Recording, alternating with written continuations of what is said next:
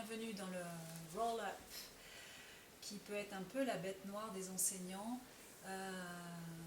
car on pense souvent qu'on n'a pas la force et en fait c'est plutôt une histoire de transmission de sa force à travers des tissus qui le permettent ou qui ne le permettent pas. Et donc on a souvent des zones qui peuvent être desséchées dans le corps où les tissus sont agglomérés, collés et là il y a une discontinuité de la transmission de la force. Et le roll-up en fait il met vraiment ça en évidence. C'est pas une histoire de force, c'est vraiment une histoire de transmission de la force. Donc ça c'est la bonne nouvelle. Alors pour cela, pour faire un roll-up, c'est-à-dire que c'est une articulation de la colonne vertébrale, il va falloir qu'on enlève tous les freins le long de la colonne vertébrale pour que la colonne vertébrale se mobilise en fait. C'est un peu comme une voiture. Si vous essayez de passer la seconde ou la troisième alors qu'il y a encore le frein à main qui est enclenché, eh bien ça va dépenser énormément de carburant et il va y avoir une friction qui va faire que vous n'avez pas accès à la vitesse et à la puissance du moteur. Même chose avec le roll-up et puis le roll-over qu'on va voir après. Mais c'est très intéressant de le voir sous cet angle-là. C'est pas une histoire abdominale, c'est une histoire de connexion.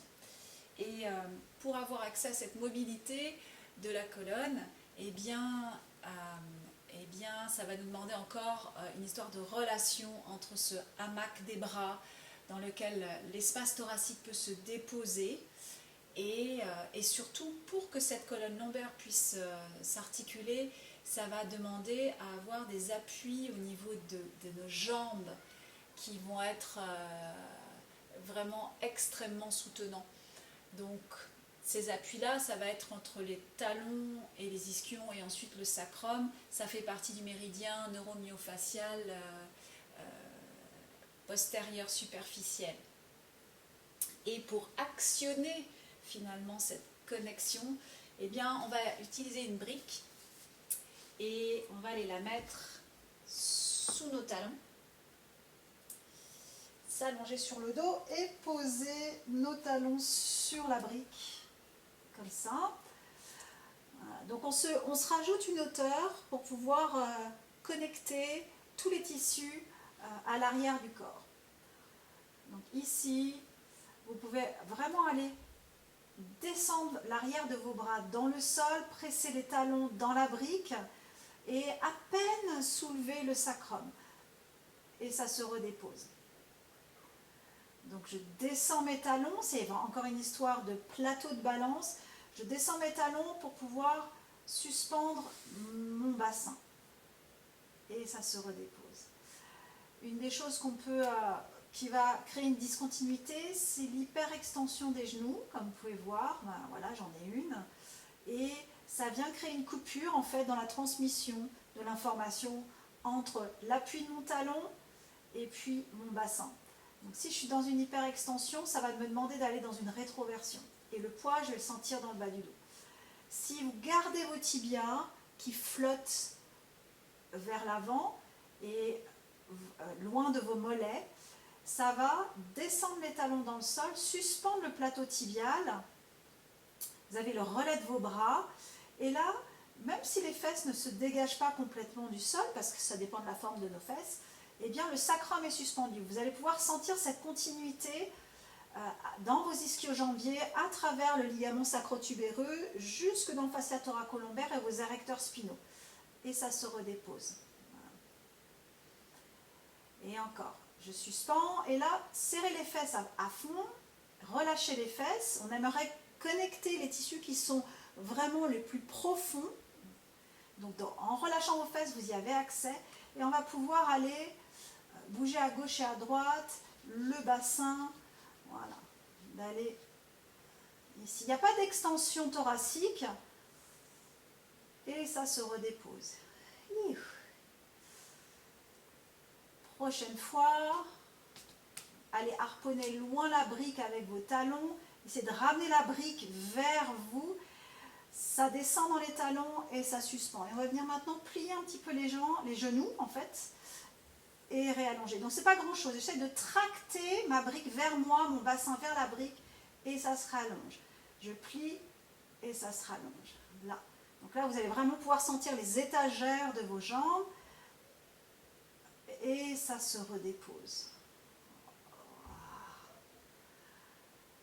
Ça c'est notre ancrage du bas du corps pour permettre la mobilité du haut du corps. Donc là, maintenant, vos bras vont s'allonger derrière. Allez vraiment de nouveau tracter et marcher avec vos poumons loin de votre sacrum. Vos bras vont remonter au-dessus de vous. Pressez votre brique. Vous inspirez dans cette voile lombaire. Les mains peuvent se poser à terre et on va venir repousser le sol en avant pour déployer cette voile à l'arrière et l'ouverture de nos basses côtes. Cette suspension ici, là. Je presse la brique et mes talons ensemble et je suis suspendue dans mes bras et ça se redépose. Voilà, on peut aller suspendre, se rappeler de cette connexion entre talon sacrum. Les mains à terre, je repousse le sol pour ouvrir latéralement les tissus de chaque côté de ma colonne vertébrale. Je peux aller déposer mes jambes de chaque côté, presser la brique avec mes talons et harponner le sol. Donc j'ai un double ancrage, j'ai un ancrage vertical et j'ai un ancrage latéral. Je vais me suspendre ici, réouvrir là-bas derrière pour créer un hamac pour aller déposer ma colonne vertébrale. Mes bras se rebondissent à l'arrière sans embarquer ma colonne thoracique. Je peux vraiment donner un contrepoint ici en venant inspirer dans le bas du dos. Vous allez voir qu'en ouvrant le diaphragme à l'arrière, les abdominaux vont s'allonger d'eux-mêmes. Inspire dans le sol au moment où tes bras passent en avant. Donc là, on peut aller rebondir, mais finalement, en fait, ce n'est pas un rebond, c'est une ouverture, c'est encore plus une mise en distance du sacrum et de la D12, de l'arrière-cœur et du bout de mes doigts. Et je suspends, il y a un angle de 90 degrés avec mes bras et ma colonne vertébrale. J'inspire à l'arrière, j'expire, ça se dépose. Ça se suspend. Une dernière fois.